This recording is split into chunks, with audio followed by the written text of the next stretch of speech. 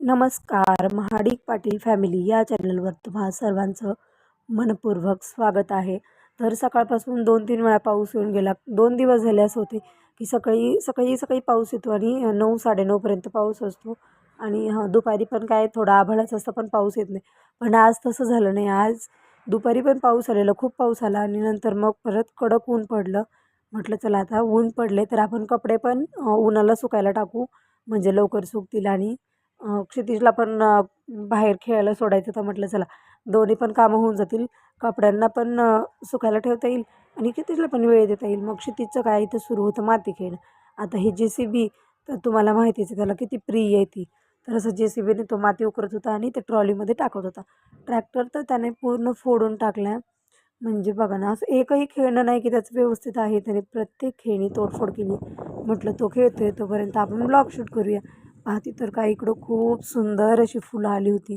आता हे झाड मी माझ्या चुलत्याच्या घरून आणलेले, त्यांच्याकडून घेतलं होतं मी आणि त्यांना पण असंच खूप माझ्यासारखा नाद आहे झाडं लावण्याचा, ते जोपासण्याचा. म्हणजे थोडक्यात मला असं म्हणावं लागेल की त्यांचीच म्हणजे लहानपणापासून त्यांचं ते पाहत आले. त्याच्यामुळे मला पण ती खूप आवड लागून गेली आणि मलासुद्धा झाडं लावायला प्रचंड आवडतात. ते शूट घेते आहे तोपर्यंत क्षितिजने मला सांगितलं होतं की आई तू इथं बस, मी खेळतोय. आणि मग त्याने मला इथं बसायला सांगितलं. मी बसले आपल्या मोबाईलमध्ये बघत. तर पाहते तर काय हा निघाला आहे रोडकडे. मग माझ्याकडं बघतोय. मी उठली तर खायला डायरेक्ट पळायला सुरुवात केली. बघा ना किती जोरात पळतोय. ते म्हणतात ना, नजर हटी आणि दुर्घटना घटी. 2 मिनटं मी काही मोबाईलमध्ये लक्ष दिलं तर हा पोरगा डायरेक्ट रोडलाच जायला लागला. नंतर पाहते तर काय ही फिरस्ती जनावरं यायला लागली. म्हटलं अरे बाबा बरं झालं. आपण जे माहेरून येताना गुलाबाची कटिंग्स वगैरे आणली होती, बाकीची फ्लावर्स होती, जे झेंडू वगैरे त्याची रोपं होती, कढीपत्ता, ते आपण सध्या तरी काहीच लावलं नाही आहे.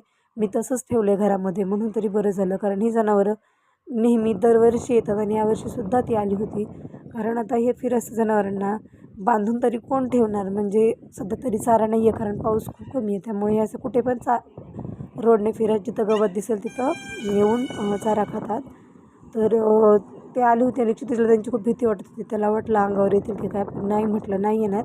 बघता तरी त्याचं इकडं खेळायचं सुरूच होतं. आता ही आहे डस्ट, म्हणजे ते आमचं पाठीमागं बांधकाम सुरू आहे त्याच्यासाठी आणलेली. पण बांधकाममध्ये थोडे दिवस बंद ठेवलं होतं मी, पाणी प्रॉब्लेम झाला तर म्हणून बंदच केलेलं.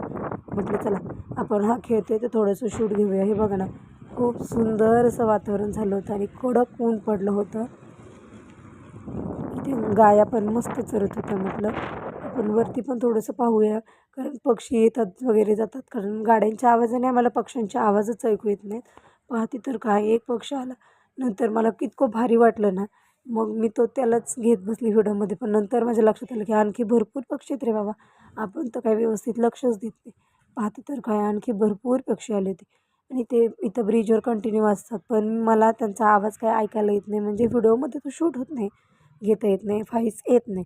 कारण तुम्हाला तर माहिती आहे माझ्या घरासमोरून हायवे जातो आणि खूप जोरात गाड्यांचा आवाज येतो. त्यामुळे पक्ष्यांचा आवाज त्या व्हिडिओमध्ये तुम्हाला कमीच जाणवेल. हे बघा नंतर इकडे वांग्यालासुद्धा छोटी छोटी वांगी लागली आहेत.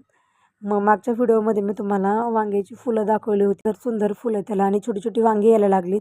आता वांग्याची वाढ व्हायला लागली की फुलं गळून पडतात, नंतर ते सुकून जातात.